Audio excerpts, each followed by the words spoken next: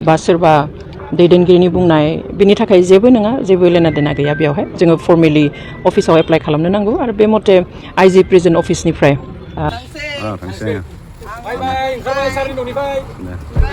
सहाय हाया आंनि गोरबोआ।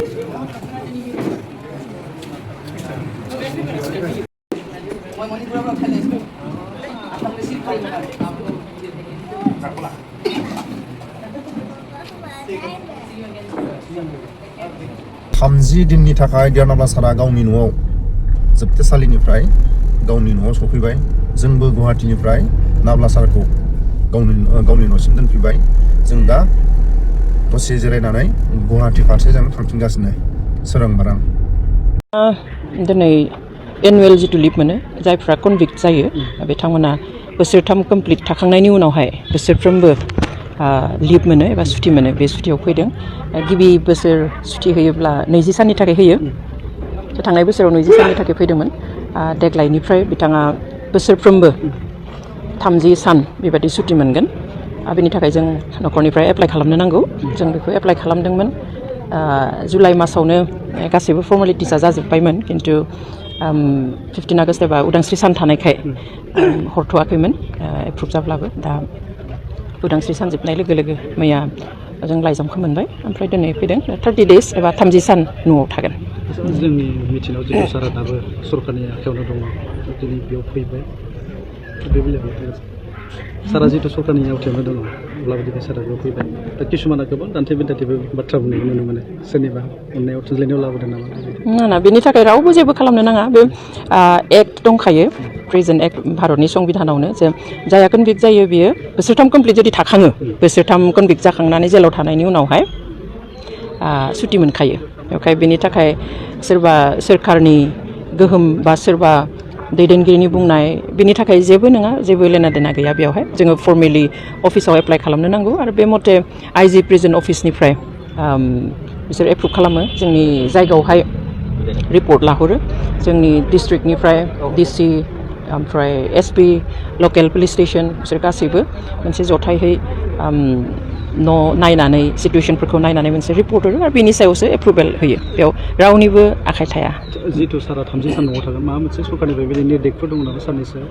बेबायदि थायो। जिहेतु जेल जाबाय थानाय मानसि, बेवहाय बिथाङा दा पाब्लिक मिटिंफोर खालामनो हानाय नङा। आरो डिस्ट्रिक्टनि बाहेरायाव, गुबुन डिस्ट्रिक्टआव थाङोब्ला, जोंनि उदालगुरिनि बाहेरायाव थाङोब्ला बिथाङा डिस्ट्रिक्ट अथरिटि, उदालगुरि डिस्ट्रिक्ट अथरिटिनो इनफरमेसन होनांगोन, बेनि उनाव थांनो हागोन। स' आरो बिदि गुबुन मिटिं सिटिंबो गानो हानाय नङा। दुलाराय बर' रायजोआनो दिनै सारजों दङ, जितु सारनि थाखाय मालाबा आर'जबो गाबो, जितु गोग्गो देहानि थाखाय। दाबायदियाव सारनि देहाया मा अबस्थायाव दं? देहायाथ' थिगैनो दङ। गेजेरावहाय एसे फिसा बिला प्रब्लेम जादोंमोन, खिन्थु दा थिगैनो दं। आसा खालामो आफा इसोरा जेब्लायबो बिदिनो मोजाङैनो लाखिबाय थागोन, गोसो आरो देहा मोननैखौबो। थांफिननाय डेटआ 19 सेप्तेम्बर। बे बारावहाय 30 साननि थाखाय फैबाय आरो अराय समनि थाखाय। बेखौथ' आं साननाय बादि बा नोंथां साननाय बादि जानायमोनब्लाथ' जों बुंनोनो हागौमोन सिगाङावनो। खिन्थु दायो जिथु स्टेटआ सुप्रिम कर्टआव थानाय केसा, दा जोङो एप्रिलनिफ्राय हियारिं डेट मोनाखै। मोनैनि जाहोना एप्रिल दानावहाय जों खबर मोनफैबाय। जोंनि सुप्रिम कर्टनि एडभकेटआ बुंबाय जे जोंनि जाय जाज, मेन जाज, माने 2 जाजेस बेन्च जेरावहाय बे केसखौ सायदों, सासेया थांलाय फैलाय जाबाय थायो, खिन्थु सासेया पार्मानेन्टलि बेयाव थायो। थ' बिथांखौ केरालानि जिथु सबरिमाला केस, बे सबरिमाला केसखौ रिअपेन खालामनायावहाय बेखौ दैलि बिसार खालामनाय जागोन। बेवहाय जोंनि माबाखौ लांथ'नाय जागोन, जाजखौ बेवहाय एपइन्ट खालामनाय जाथ'दों होननानै 9 जाजेस बेन्चमोन बेयो। बेवहाय बिथांखौ लांदोंमोन। बेयाव जोंनो खबर हरदों जे बे 3 उइक्स लागोन, सप्ताथामाव बे केसा जोबगोन, बेनि उनाव जोंनि हियारिंआ जाफिनगोन। नाथाय सप्ताथामाव जोबाखसै। बेनि उनाव मास मोनसे लाबाय, जोबाखसै। बेनि उनावहाय जुननि 1 थारिखनिफ्राय 12 जुलाइसिम सामार ब्रेक जाबाय, गरम बन्द मोनबाय। सुप्रिम कर्टआ थालायबाय। ओमफ्राय दा नै दिनैथ' बिसानो जाफैबाय। दासिम हियारिंनि लिस्ट डेट जाथ'वाखै। दोनथ'नाया गेजेराव जोंनि जाजखौ सबरिमाला केसाव एपइन्ट खालामनायनि थाखाय दोनथ'दोंमोन। खिन्थु जों आसा खालामो थाबैनो जोङो आरो हियारिंनि थाखाय माने डेट मोनगोन होननानै जोङो आसा खालामो।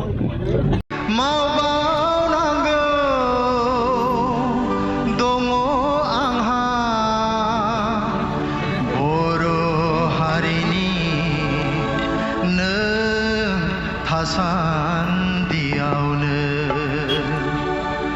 नेथ' जारां दान्दिसे हाबथ'नो नाङानो नेथ' दसे नेथ' जारांसा दान्दिसे हाबथ'नो नाङानो नेथ' दसे मावबावनांगौ दङ आंहा बर' हारिनि नों थासान्दियावनो नेथ' जारांसा दान्दिसे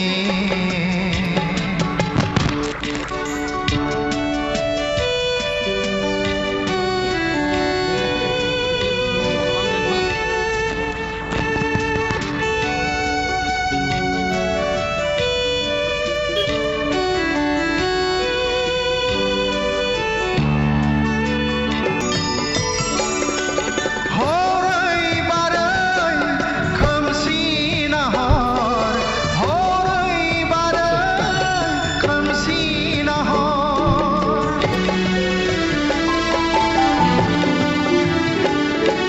हरै बारै खोमसि नाहर हरै बारै खोमसि नाहर सोरबा थांफ्लांबाथाय फैफिन हाला सोरबा थांफ्लांबाथाय फैफिन हाला खिन्थाफैनो बियो जोंनो फैफिन हाया खिन्थाफैनो बियो जोंनो फैफिन हाया नेथ' जारांसा दान्दिसे